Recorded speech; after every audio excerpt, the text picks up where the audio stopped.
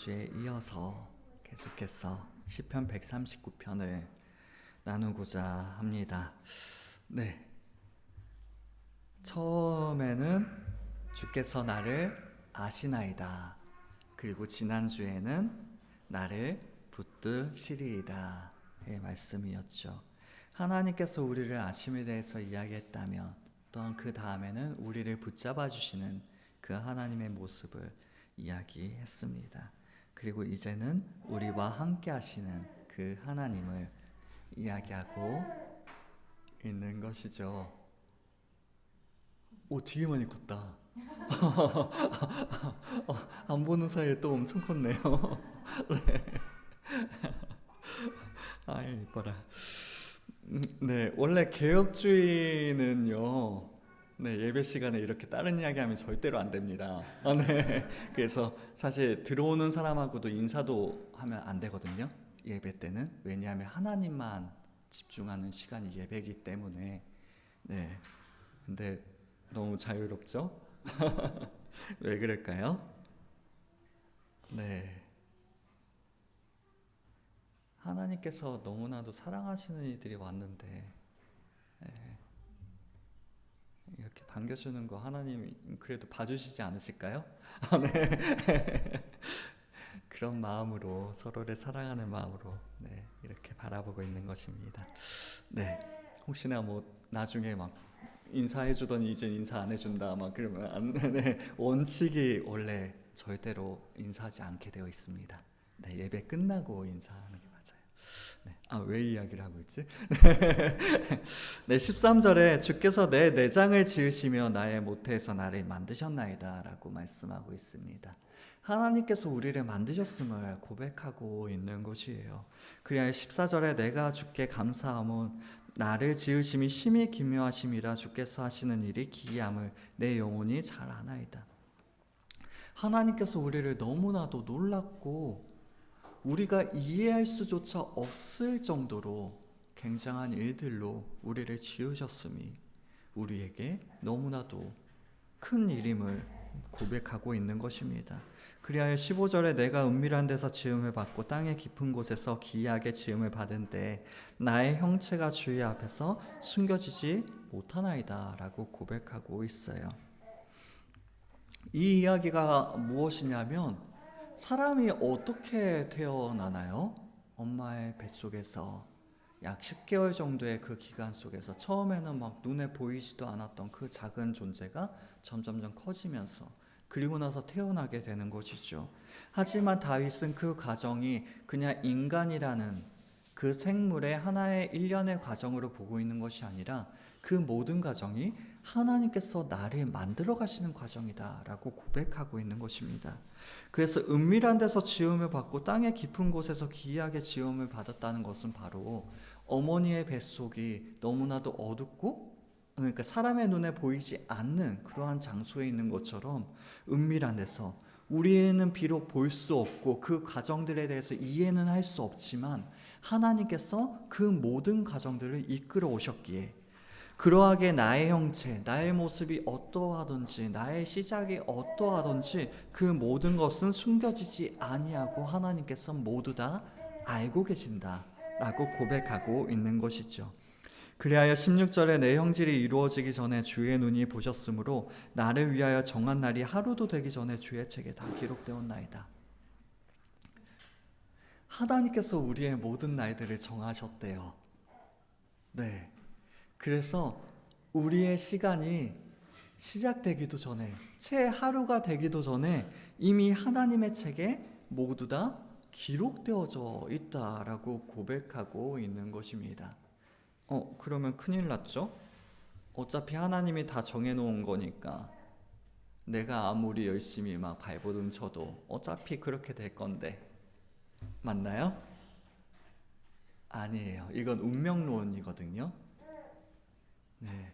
하나님께서는 그렇게 쉽게 우리의 앞날을 정해놓지 않으십니다. 네. 우리의 노력, 우리의 발버둥침, 우리의 고뇌, 그 모든 것들을 포함하여 계획하세요. 우리를 그냥 배제시키고 철저히 무시하고 그냥 내 뜻이니 이렇게 살아라라고 우리한테 던져주는 것이 우리의 인생이 아니라는 이야기입니다. 그래서 하나님께서 정하신 날은 분명히 있어요. 그럼에도 불구하고 우리는 자유의지를 가지고 살아가게 되는 거죠. 이 하나님의 정하신과 자유의지가 누군가 정해놨는데 내가 어떻게 자유롭게 살지? 이게 상반되는 것처럼 보여지지만 하나님 안에선 이게 두 가지가 모두가 조화가 되어져 있는 것입니다. 다시 말해 하나님께서 우리의 모든 날을 알고 계시고 또한 그 정한 날이 주님의 책에 기록되었다는 것은 우리의 모든 날들이 주님 앞에 있는 것임을 고백하고 있는 것이죠. 그것이 우리에게 좋은 일이 되는 것은 무엇이냐면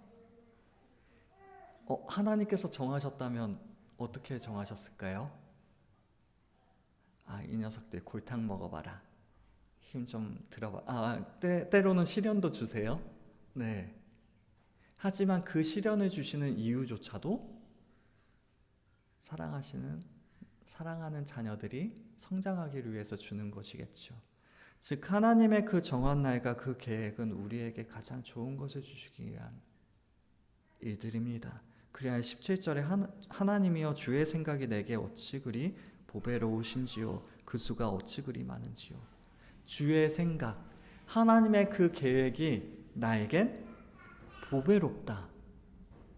왜 보배로울까요? 그 계획이 너무나도 우리를 위한 계획이기 때문에, 우리를 위한 생각이기 때문에.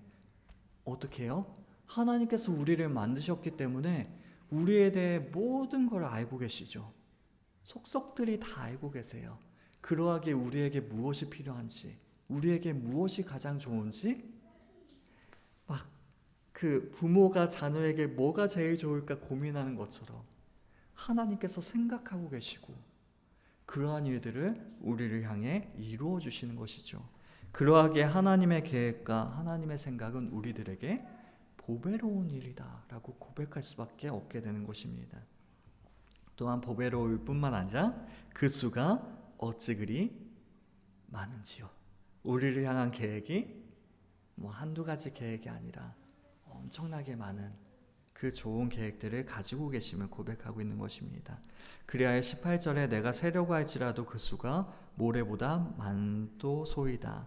내가 깰 때에도 여전히 주와 함께 있나이다. 우리를 향한 그 좋은 계획이 너무나도 많아서 모래보다 그 얼마나 많은 거예요? 네. 도저히 상상조차 할 수도 없을 만큼 우리를 향한 좋은 일들을 계획하고 계신 분이 바로 하나님이심을 고백하고 있는 것입니다. 그리하여 우리가 깰 때에도 여전히 주와 함께 있나이다 고백할 수밖에 없게 되는 것이죠. 이 말씀을 통하여 하나님께서 우리를 향한 계획이 많으심을 우리 또한 고백할 수 있기를, 그리하여 주와 함께 있나이다, 이것이 우리에게 얼마나 큰 축복이 되는지를 다시 한번 생각할 수 있는 우리 모두가 될 수 있길 원합니다. 하나님께서는 모든 것을 아시고 모든 것을 하실 수 있으신 전지전능하신 분이십니다. 그리고 하나님께서는 모든 곳에 계시며 존재하지 않으시는 곳이 없으신 무소부재하신 분이시죠. 우리는 이 사실을 하나님과의 개인적인 관계를 통하여 알게 됩니다. 하나님께서 우리의 모든 것을 아시고 어느 곳에나 계신다는 것은 그냥 성경에만 기록된 것이 아니라 우리의 작은 일상 속에서도 주님의 도우심을 만나고 주님께서 나와 함께 하심을 경험함으로 말미암아 또한 깨달아 알게 되는 것이죠. 길을 잃고 홀로 남겨진 것 같은 그 순간에도 하나님께서는 우리와 함께 하십니다. 그리고 그곳에서 부모가 자녀의 손을 잡아주듯이, 아버지가 자녀의 손을 잡아주듯이, 어머니가 자녀의 손을 잡아주듯이 우리를 그 강한 오른손으로 붙잡아 주십니다. 우리는 도움을 기대할 수 없는 그 어려움 속에서도 우리를 아시는 그 하나님을 의지할 수 있는 것이죠. 이와 같이 하나님의 전지전능하심과 무소부재하심은 우리와 아무런 상관없는 하나님의 속성이 아닙니다. 하나님께서 전지하심으로 우리를 아시며 우리의 필요를 아십니다. 무소부재하심으로 언제 어디서나 우리와 함께 하십니다. 창조의 능력으로 우리들을 지으시고 우리의 모든 삶을 섭리 가운데 돌보십니다. 이러한 것은 인격적이고 온전한 관계성을 통하여 우리에게 알게 하시는 하나님의 속성입니다. 물론 하나님께서는 우리들만 아시는 분이 아니십니다. 나만 아시는 게 아니시죠? 하나님께서는 모든 인생들을 알고 계시고 온 우주 만물에 대해서도 알고 계십니다. 그리고 그 모든 곳에 하나님께서는 거하고 계신 것이죠. 하나님께서는 온 우주 만물을 창조하셨고 온 우주를 다스리시고 섭리하시는 분이시기 때문입니다. 그럼에도 하나님의 속성을 우리 자신과 인격적인 관계 속에서 바라보는 일은 하나님과 우리가 얼마나 각별한 관계를 지니고 있는지를 깨달아 알게 합니다. 예를 들어서 엄청 큰 기업을 세운 회장님이 계신다면, 그 회장님이 얼마나 많은 수고와 노력을 했으며 또한 얼마나 많은 능력으로 그 힘이 있고 카리스마가 있고 또한 수많은 일들을 이겨왔기 때문에 그 기업을 세워왔는지 우리는 예측해 볼 수 있겠죠. 회장님뿐만이 아니라 수많은 업적을 이룬 위인들이나 훌륭한 사람들을 볼 때 조금 범접할 수 없을 만큼 좀 존경스러운 모습들을 발견하게 됩니다. 네, 그렇죠. 유미에게 아버지는 대표님이시고 어머님은 실장님이시죠. 네. 아니네요. 유미한테 부모님은 뭐예요? 남들이 보기엔 대단한 사람인데 그냥 우리 아빠인데? 그냥 우리 엄마인데? 갑자기 되게 평범해졌죠.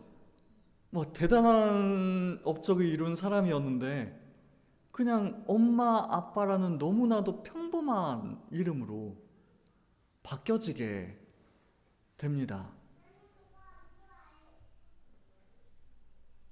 이게 관계 안에서의 서로를 바라보는 모습이에요. 우리가 하나님을 바라볼 때 이렇게 되는 거예요. 하물며 하나의 기업을 세운 사람도, 하나의 업적을 이룬 사람도 놀랍도록 존경을 받는데 하나님께서는 어떻게 하셨나요? 세상을 창조하셨죠.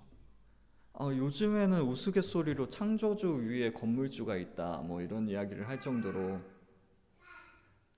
너무나도 친근해진 부분들이 있지만 세상을 창조하였다는 것은 그렇게 무시당할 일이 절대로 아닙니다. 정말로 놀랍고 기이하고 신기한 일을 행하신 일, 도저히 우리로서는 상상조차 할 수 없을 만큼 대단한 일을 하신 것이 바로 창조주, 창조자라는 칭호입니다. 그런데 우리에겐 어때요? 우리 아버지인데? 네. 다소 평범한 이름이 하지만 그것이 얼마나 우리들에겐 큰 은혜가 되는지, 대단한 일을 하신 분이기에 거리감이 있는 것이 아니라 그 존경심과 경외감으로 인하여 다가갈 수 없는 분이 아니라 우리 아빠인데, 그토록 대단하신 분이 우리의 아버지가 되신 길, 그것은 우리에겐 너무나도 가깝고 너무나도 소중하고 너무나도 힘이 되는 일이 되어지는 것입니다. 그러하기에 우리는 입술로 고백할 수밖에 없게 되는 것이죠. 하나님의 전지전능하심, 하나님의 무소부지하심이 나와 상관없는 일이 아니라 우리 아버지가 나에게 베풀어 주시는 은혜이다 라고 고백할 수밖에 없게 되는 것입니다. 동시에 우리는 믿음으로 하나님의 임재를 깨닫고 우리와 함께 하시는 그 하나님을 어때요? 의지할 수 있게 되겠죠. 그렇습니다. 자녀들에게 있어서 부모님만큼 든든하고 의지할 수 있는 존재는 없겠죠. 마찬가지로 하나님의 자녀들인 우리들이 의지할 수 있고 붙잡을 수 있는 분은 바로 우리의 아버지 하나님이 되시는 것이죠. 본문에서 다윗 또한 자신의 일상적인 삶에서 경험한 생생한 믿음을 고백하고 있습니다. 동시에 자신의 삶에 역사하시는 하나님과의 관계를 깊이 묵상함으로 찬양하고 있는 것입니다. 시편 139편 13절의 말씀입니다. 주께서 내 내장을 지으시며 나의 모태에서 나를 만드셨나이다. 다윗은 주께서 내 내장을 지으시며 라고 고백하고 있습니다. 여기에서 말하는 내장은요, 히브리어로 콩팥을 의미해요. 신장. 우리는 마음이 어디 있다고 생각하죠? 심장에 있다고 생각하죠. 하지만 히브리인들은 콩팥에 있다고 생각을 했다고 해요. 물론 지금은 시대가 변해서 마음은 머리, 뇌 안에 있다라고 이야기하긴 하지만 그 시대의 사람들은 이 콩팥 안에, 그래서 동물을 잡아도 내장을 먹더라도 콩팥은 이렇게 귀중히 여기는 그러한 모습을 보여주기도 했어요. 그러하게 성경에서는 종종 사람의 내면을 상징하는 상징적인 표현으로 이 내장이라는 단어가 사용되어지고 있습니다. 이는 사람의 모든 정서와 의지, 감정의 자리로 심장과 함께 가장 예민하고 가장 깊은 내면을 나타내는 표현으로 사용되어지는 것이죠. 즉 하나님께서 내장을 지으셨다는 말은 신체, 육신적인 장기를 만드셨을 뿐만 아니라 동시에 사람의 내면의 모든 정서와 의지, 개성과 특질까지도 지으셨다라는 것을 의미합니다. 우리의 육신을 만드셨을 뿐만 아니라 우리의 마음까지도 하나님께서 만드셨음을 고백하고 있는 것이죠. 그렇습니다. 우리는 하나님으로 말미암은 존재들입니다. 하나님께서 모태에서 우리를 만드셨기에 우리는 존재할 수 있는 사람들인 것입니다. 더욱이 만드셨나이다 라는 것은 그 옷감을 짤 때 직조하다라는 단어를 쓰죠. 옷감을 하나하나 짜듯이 우리를 하나하나 만드셨음을 고백하고 있는 것입니다. 주님께서 배틀에 옷감을 짜듯이 우리의 몸을 섬세한 공정에 따라 만드셨음을 보여주고 있는 것이죠. 최근에도 저도 유미한테 그런 이야기를 한 적이 있어요. 하나님 왜 이렇게 복잡하게 만드셨을까? 맞죠? 사람이란 게 진짜 너무나도 복잡하죠. 물론 요즘에 의술이 발달할수록 사람의 모든 기능들에 대해서 낱낱이 밝히고 있긴 하지만 그럼에도 아직까지도 여전히 모르는 부분이 존재하고 있으며 또한 그러한 부분을 고치거나 치료하는 일은 더욱 어려운 일로 여겨지기도 합니다. 그만큼 복잡하게 하나님께서는 우리를 만드셨어요. 근데 생각해보니까 하나님 입장에선 좀 간단하게 만드신 거일 수도 있겠다라는 생각이 들었어요. 사람의 입장에서 생각할 때 하나님의 뜻을 이해할 수 없지만 하나님께서는 우리의 모든 것을 이해하고 계신 것이죠. 왜요? 우리를 만드셨기 때문에. 하나님께서 우리를 만드셨기 때문에 우리의 모든 것을 세세하게 알고 계심을 말씀하고 있는 것입니다. 하나님께서 우리를 지으셨기에 우리의 이름을 아십니다. 우리의 내장을 지으셨기에 우리의 은밀한 생각과 의지까지도 다 알고 계십니다. 하지만 때때로 생각해보곤 해요. 우리의 연약함만큼은 조금 모르셨으면 좋았을 텐데.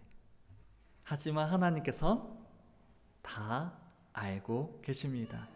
그래서 우리는 하나님 앞에 숨길 필요가 없습니다. 우리는 비록 완벽하지 못한 존재들이지만 하나님께서 만드셨기에 완벽하지 않은 존재가 귀중한 존재로 여겨지게 돼요.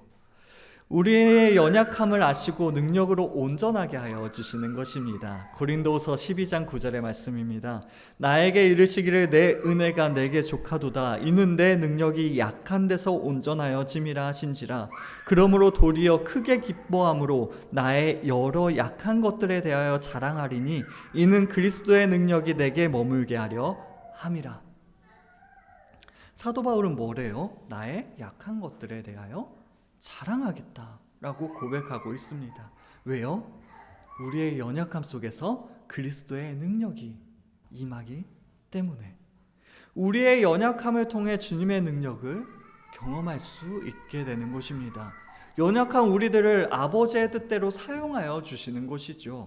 주님 안에 모인 하나님의 자녀들이 서로의 가치를 깨닫게 하시고 또한 서로 협력하고 보완함으로 더 나은 선을 이루게 하시는 것입니다. 우리의 약함이 자랑이 되게 하시는 것입니다. 그러하게 하나님께서 우리를 만드셨다는 사실은 너무나도 놀라운 말씀이 아닐 수가 없습니다. 14절의 말씀입니다. 내가 주께 감사하옴은 나를 지으심이 심히 기묘하심이라 주께서 하시는 일의 기이함을 내 영혼이 잘 아나이다. 여기에서 심히 기묘하심이라는 말은 하나님께서 우리를 창조하신 솜씨가 사람의 능력으로 능히 이해할 수 없음을 뜻합니다. 즉 공포를 불러일으킬 정도로 두렵고 경이롭게 우리를 만드셨음을 표현하고 있는 것이죠. 또한 기이함이라는 말 또한 하나님의 솜씨가 놀라움을 표현하고 있습니다. 다시 말해 우리는 하나님의 솜씨이자 하나님의 작품들임을 고백하고 있는 것이죠. 우리는 미술 작품을 볼 때에도 그 과정들을 유추해 볼 수 있곤 합니다. 그 안에 들어간 예술가의 노력과 수많은 고뇌들 그리고 시간들을 알기에 그것을 깨달아 알수록 그 작품은 더욱 빛나게 되는 것이죠. 또한 예술가가 누군가에 의하여 그 작품의 가치가 매겨지기도 합니다. 왜냐하면 그 사람의 특별한 기술이 그 안에 녹아들어 있기 때문입니다. 하나님께서 우리를 만드셨습니다. 그 이야기는 하나님께서 예술가가 되셔서 우리를 하나하나 빚어가신 것이죠. 그 과정과 솜씨는 우리가 이해할 수 없을 정도로 너무나도 놀라운 일입니다. 더욱이 하나님께서 우리의 창조자가 되신다는 것은 그 작품을 만드는 예술가가 하나님이 되심을 고백하고 있는 것이죠. 예전에 그 어떤 미술품을 봤는데 점 하나 찍어놓고 의미 부여해서 그게 엄청 비싼 그런 걸 보기도 했어요. 또 외국에서는 굉장히 유명한 작가인데 일부러 배우를 써서 길거리에서 그냥 파는 흔한 그림처럼 판매돼서 팔도록 한 거예요. 자신이 그 작가가 그린 거. 그래서 길거리에서 몇만 원 주고 산 건데 그 사람이 짜잔 내가 그린 그림이지 그랬더니 몇십억으로 뛰는 그런 퍼포먼스를 보여주기도 하더라고요. 사람들이 볼 땐 그냥 길가에서 파는 작품처럼 보여졌는데 그 작품을 만든 사람이 누구인지가 밝혀지자 그 작품의 가치가 청정부지로 뛰어오르게 되는 것이죠. 이해되셨나요? 하나님께서 우리를 만드신 예술가가 되십니다. 그럼 우리는 얼마만큼 가치가 있을까요?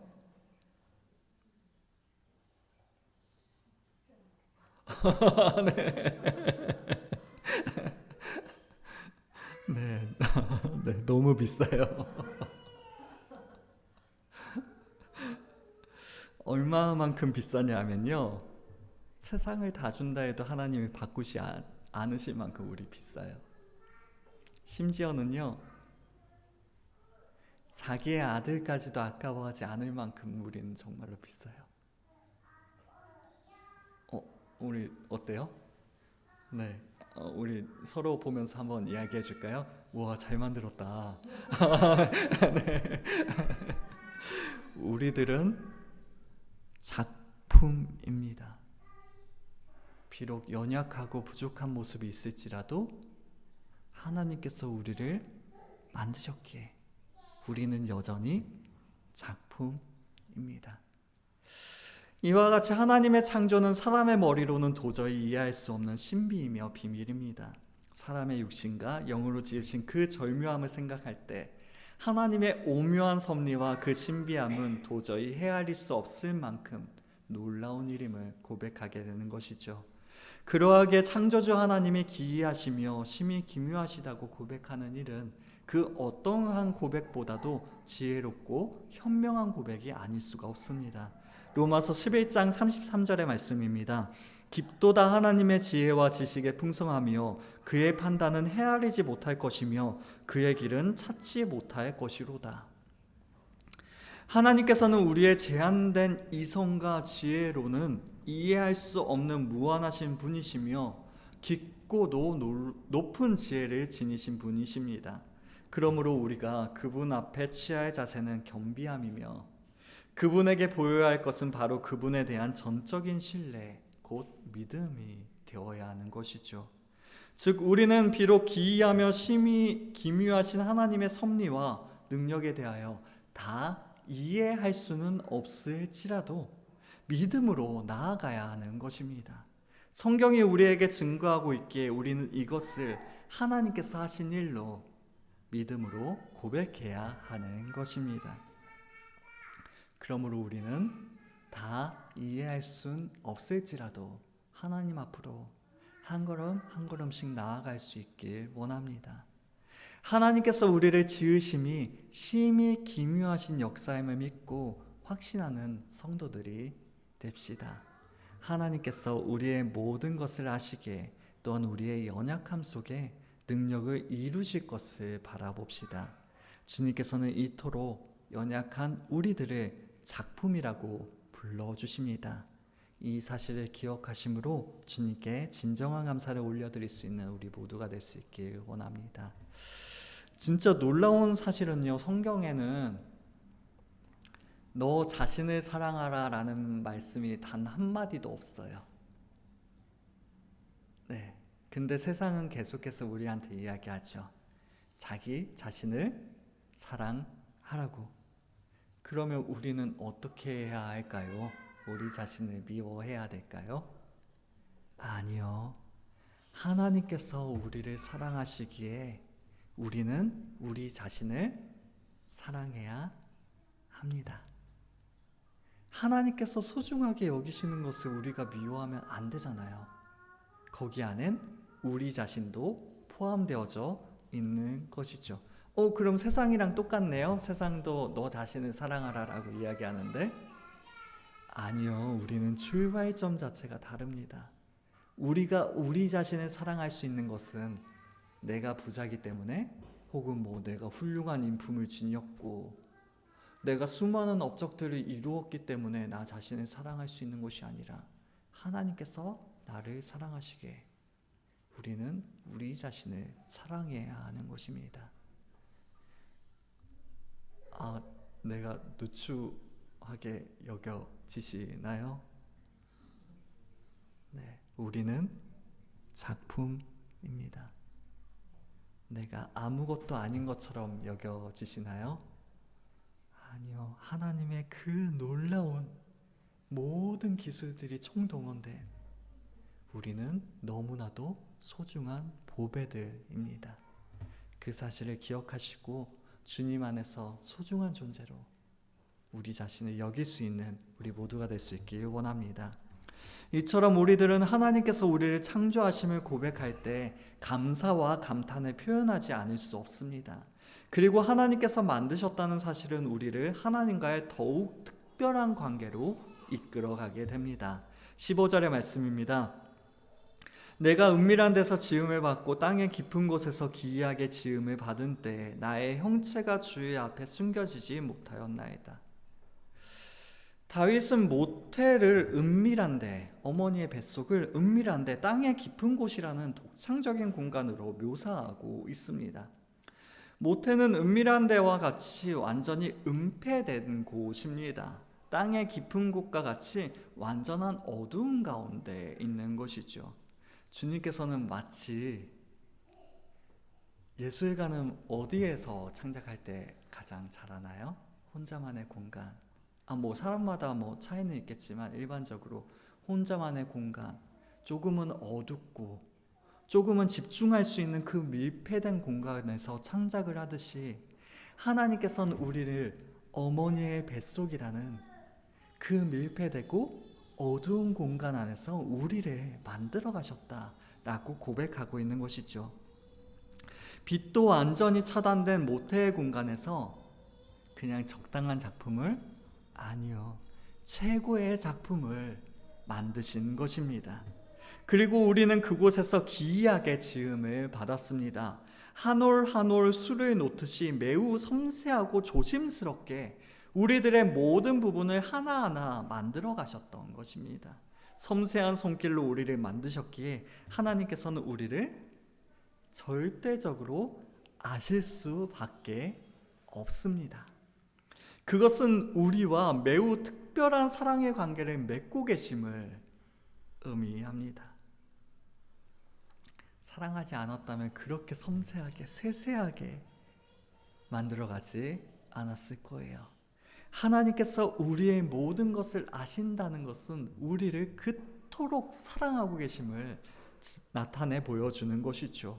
우리를 너무나도 사랑하시기에 그토록 섬세하게 만든 수고를 아끼지 않으셨던 것입니다. 즉 하나님께서는 우리의 모든 것을 가장 깊숙한 곳으로부터 모두 다 알고 계십니다. 하나님께서는 아무도 알지 못하는 우리의 피조 가정을 면밀히 돌아보셨습니다. 아직 형체를 갖추지 못한 미완성의 모습까지도 주의 앞에 숨겨지지 못하였습니다. 보이지 아니하는 우리의 창조 과정을 주도하시고 진행하셨던 것이죠. 16절의 말씀입니다. 내 형질이 이루어지기 전에 주의 눈이 보셨으며 나를 위하여 정한 날이 하루도 되기 전에 주의 책에 다 기록이 되었나이다. 여기서 쓰인 형질은 아직 형태가 갖추어지지 않은 태아의 몸을 의미합니다. 즉 어머니의 모태에서 조성되기도 전에 이미 하나님께서 우리를 보셨다라고 말씀하고 계시는 것이죠. 그 본질을 꿰뚫고 계실 뿐만 아니라 관심과 사랑의 눈으로 지켜보셨음을, 주의 눈이 보셨으며 관심과 사랑의 눈으로 지켜보심으로, 즉 자비와 사랑으로 우리를 돌보셨음을 말씀하고 계시는 것이죠. 더욱이 우리가 이 땅에서 태어난 인생을 시작하기도 전에 이미 하나님께서는 우리의 모든 행적을 낱낱이 주의 책에 기록하셨습니다. 이러한 주의 책은 하나님의 절대적 주권과 섭리를 나타냅니다. 우리의 모든 인생이 하나님의 섭리와 영원하신 지혜의 계획하심 아래에 놓여 있는 것이죠. 이 사실은 우리의 인생의 정한 날, 즉 모든 날이 하루도 빠짐없이 하나님의 섭리 안에 있음을 깨달아 알게 합니다. 그냥 하나님께서 할 일이 없으셔서 적으셨다는 것이 아니에요. 그냥 오늘 하루 보람차게 보냈으니 일기나 적어야겠다 라고 기록하기 위해서 적으신 것이 아닙니다. 우리를 향하여 좋은 일을 주시기 위하여, 우리를 자라나게 하시고 우리를 더욱 성숙하게 하시고 그리하여 장성한 분량에 이르기까지 나아가도록 하시기 위하여, 하나님께서 거룩하시기에 하나님의 곁에 우리를 두시기 위하여 거룩한 사람으로 변화시키시기 위하여 이 모든 날들을 기록하셨던 것입니다. 우리의 앞길을 인도하시고 예비하신 것이죠. 그러한 하나님의 섭리는 우리가 태중에 있을 때 이미 완전히 완벽히 예비되어졌습니다. 이는 시간을 초월하시는 하나님의 절대적인 섭리입니다. 단순히 태아의 상태에 우리들을 이미 알고 계셨다는 의미뿐만이 아니라 태아 상태에서 이미 성장한 우리의 모습까지도 보셨으며 아셨다는 의미입니다.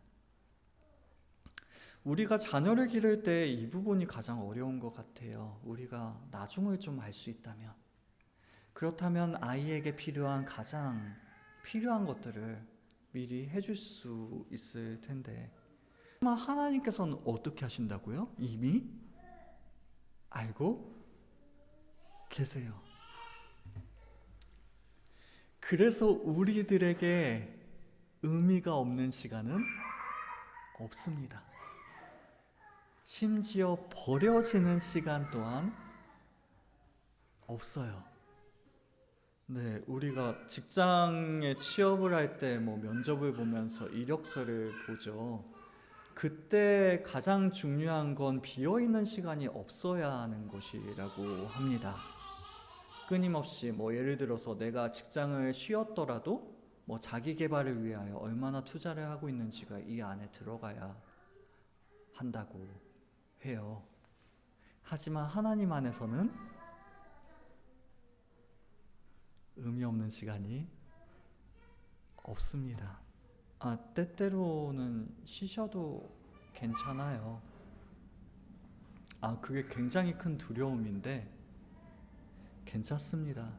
그 시간을 통해서도 하나님께서는 우리를 만져가고 계신 거예요. 내 경력이 단절되었다? 괜찮습니다. 하나님께서는 그 단절되었던 그 시간 동안에도 우리를 어루만지고 계시는 거예요. 왜요? 하나님은 그 이유까지도 모두 알고 계시기 때문에 큰 그림을 그리고 계시는 것이죠. 누구를 향해서? 우리를 향해서, 나를 향해서. 그러하기에 우리에게 무의미한 시간은 아무것도 없습니다. 하나님께서는 우리의 과거와 현재뿐만 아니라 미래까지도 다 알고 계시는 전지전능한 분이시기 때문입니다. 시간을 초월하고 공간을 초월하신 하나님께서 미래에 있을 인생의 모든 선택과 일어난 일들, 그리고 우리들이 처하게 될 모든 곤란과 공고까지도 이미 다 알고 계신 것입니다. 그리고 특별한 사랑을 우리들에게 베푸십니다. 우리를 철저히 알고 계시기에 자비와 사랑의 눈으로 우리를 돌보아 주시는 것이죠. 주님의 절대적인 주권으로 우리를 다스려 주십니다. 그러므로 우리는 이미 우리가 이 세상에 생겨나기도 전에 우리를 알고 계신 분을 신뢰해야 합니다. 그리고 전능하신 하나님 앞에 우리의 미래를 내어놓아야 합니다. 우리의 모든 것을 낱낱이 알고 계신 바로 그 전능하신 하나님만을 의지해야 하는 것이죠. 하나님께서는 우리의 가장 깊숙한 곳까지 다 알고 계십니다. 말할 수 없는 사정과 어려움, 그 모든 것을 알고 계십니다. 그러한 하나님 앞에 항상 진실함으로 나아갈 때 하나님께서는 우리를 더욱 따뜻한 사랑으로 어루만져 주시겠죠. 이 사실을 바라보시며 주님을 더욱더 붙잡는 우리가 됩시다. 이와 같이 하나님의 창조하심은 기이하고 그분의 섭리는 놀랍습니다. 그토록 놀라우신 하나님께서 우리에 대하여 생각하십니다. 이 사실은 우리를 벅찬 감격과 찬양으로 나아가게 합니다. 17절의 말씀입니다. 한번 다 같이 읽어주시겠어요? 17절 함께 읽겠습니다. 시작.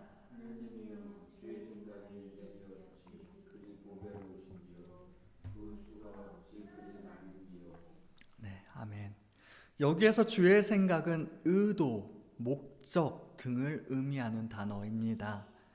이는 우리에 대한 하나님의 완전한 아심과 더불어 우리에 대한 창조와 섭리와 계획과 목적을 포괄적으로 아우르고 있는 것이죠.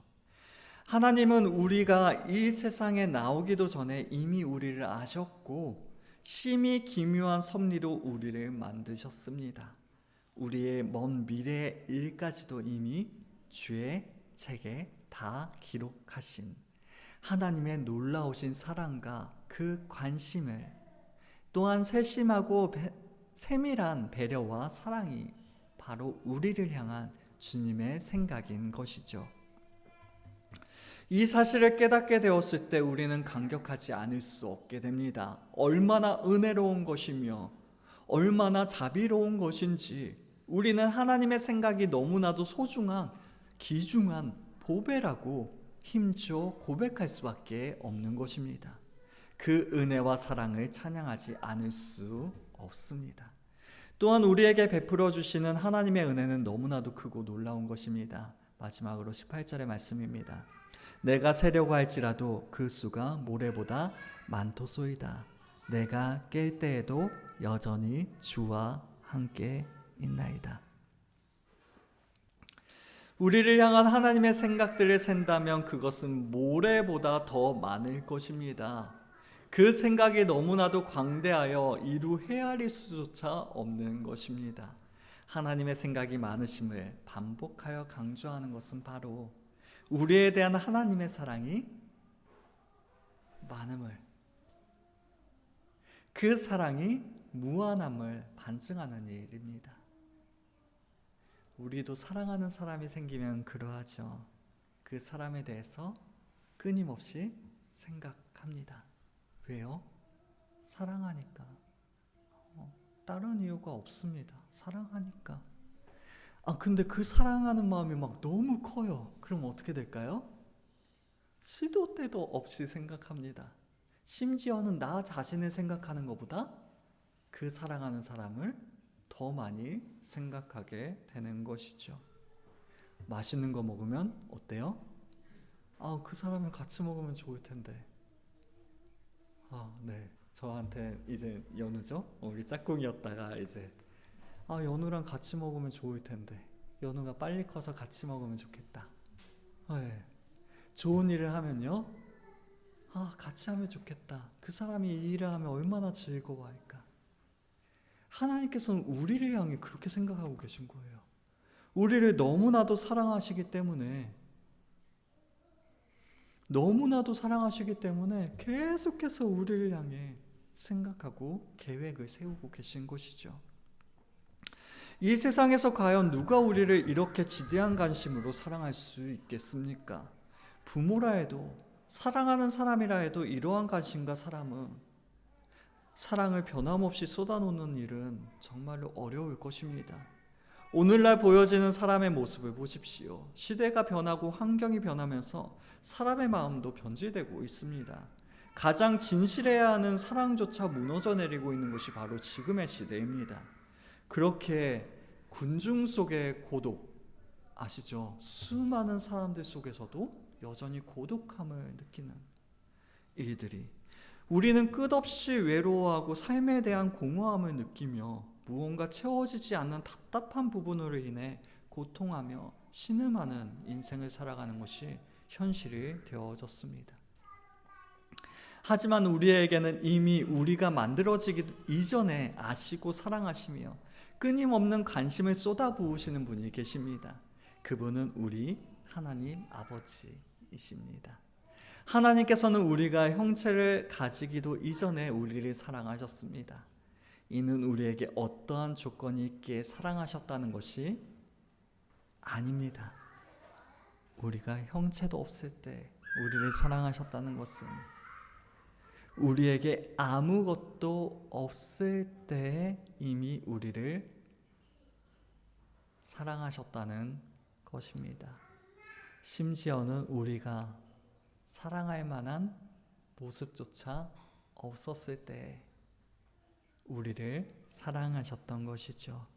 우리가 아직 죄인 되었을 때 먼저 사랑을 베푸셨습니다. 우리의 조건과 행동과 생각과 환경을 넘어 무조건적인 사랑을 베푸셨습니다. 이러한 하나님의 생각은 세상이 변하고 심지어 사랑받는 그 사람이 변할지라도, 우리 자신이 변할지라도, 생각과 가치관이 변할지라도 여전히 우리를 향한 사랑을 거두시지 않으실 것을 약속하십니다. 그리고 그 사랑과 관심으로 우리를 세상 끝날까지 지키시고 보호하실 것입니다. 이러한 사랑과 관심은 이 세상에서 맛볼 수 없는, 경험할 수 없는 고귀하고 아름다운 사랑입니다. 그리고 그 사랑 그 자체가 바로 갚을 수 없는 은혜이며 축복입니다. 이처럼 우리를 향한 하나님의 생각은 상상을 초월합니다. 이런 하나님의 사랑에 대해 사도 바울은 이렇게 말했습니다. 에베소서 3장 18절과 19절의 말씀입니다. 능히 모든 성도와 함께 지식에 넘치는 그리스도의 사랑을 알고 그 너비와 길이와 높이와 깊이가 어떠함을 깨달아 하나님의 모든 충만하신 것으로 너희에게 충만하게 하시기를 구하노라. 우리가 하나님의 사랑과 관심을 깨닫게 될 때 우리는 하나님의 충만함으로 충만해지며 감사함으로 진정한 찬양을 드릴 수 있게 됩니다. 그러므로 우리는 기억합시다. 우리를 만드신 그 하나님, 우리를 작품으로 만드신 그 하나님, 그리할 수밖에 없을 만큼 우리를 사랑하시는 그 하나님께서 여전히 우리와 함께 하심을 말입니다. 그러하게 우리 또한 고백할 수 있기를 원합니다. 우리가 주님과 함께 있습니다 라고 말이죠. 아시죠? 진짜 우린 사랑받고 있어요. 사랑받으면 어떻게 될까요? 뭐 예전에 그런 이야기도 있죠. 사랑받으면 예뻐진다. 네. 남자들은 이뻐지면 안 되는데? 네. 사랑받으면 행복합니다. 물론 그게 요즘에 뭐 스토킹이나 잘못된 사랑, 그러한 사랑이 아니라 정말 참되고 아름다운 사랑을 우리가 받게 되면 우리는 행복해집니다. 우리가 아프고 어려운 것은, 어렵다고 생각하는 것은 우리가 사랑받고 있지 못하다고 생각하기 때문이겠지요. 하지만 그때에도 하나님께서는 우리를 사랑하고 계십니다. 그 사실을 기억할 때 우리는 주님 안에서 진정으로 행복할 수 있게 되는 것이죠. 그러면 하나님께서 우리와 함께 하신다는 것은 무슨 의미입니까? 우리한테 개인적으로. 네, 우리한테는 행복한 일이 되어집니다. 뭐 맨날 듣는 말인데 네. 그렇게 익숙한 일이 되어서는 안 될 것이에요. 끊임없이 생각하고 또한 그 안에 행복할 수 있길 원합니다. 그래서 교회 다니는 건 사실 행복해야 돼요. 근데 교회 가는 사람들 표정 보면 어떤지 아시죠? 네, 세상 다 산 것처럼 막 다 죽은 사람처럼 오는 게 우리의 모습입니다. 하지만 우리는 진짜 행복해야 돼요. 왜요? 하나님께 사랑받고 있으니까. 우리를 만드셨고 우리를 아시고 우리를 향하여 그렇게 많은 생각을, 그렇게 많은 계획을 가지신 그 완벽한 일들을 이루실 그 하나님께서 우리를 사랑하시니까, 나한테 뭐 해주니까 뭐 그게 행복하다는 것이 아니라 그냥 우리를 사랑하신다는 그 사실 자체만으로도 우리는 행복해야 하는 것입니다. 이 사실을 기억하시고 그 사랑을 우리의 마음에 간직할 수 있는 우리 모두가 될 수 있길 원합니다. 비록 우리가 하나님의 생각과 행하시는 일들에 대해서 다 헤아릴 수 없을지라도, 다 이해할 수 없을지라도, 하나님께서 나한테 무슨 일을 해주셨는데? 라고 이해할 수 없을지라도 하나님께서 우리와 함께 하신다는 사실만큼은 우리가 확신할 수 있음을 기억하시길 부탁을 드립니다. 이 사실을 기억하시면 언제 어디서든 하나님께 감사하고 찬양할 수 있는 우리, 그리고 지금의 우리의 현실과 또한 우리의 상황 속에서 어려움을 만나게 된다면 모두 다 주님께 의지하고 내어놓을 수 있는 우리, 그리고 주님 안에서 행복한 삶을 살아갈 수 있는 우리 모두가 될 수 있기를 주님의 이름으로 축원합니다. 기도하시겠습니다. 이 시간 함께 기도하실 때에는 우리를 만드신 그 하나님께서, 우리를 사랑하시는 그 하나님께서 우리와 함께 하심을 우리가 알고 깨달을 수 있도록, 또한 의지할 수 있도록 이 시간 함께 기도하시겠습니다. 하나님 아버지 감사합니다. 주님의 놀라우신 은혜와 그 사랑이 우리와 함께하고 우리를 붙잡고 있음을, 그 사실에 하나님 아버지 앞에 감사와 찬송과 영광을 올려드립니다. 우리를 얼마나 많이 사랑하시면 우리를 그토록 세세하게 들여다보시며 우리를 얼마나 사랑하시기에 우리가 모태에 있을 때부터 우리를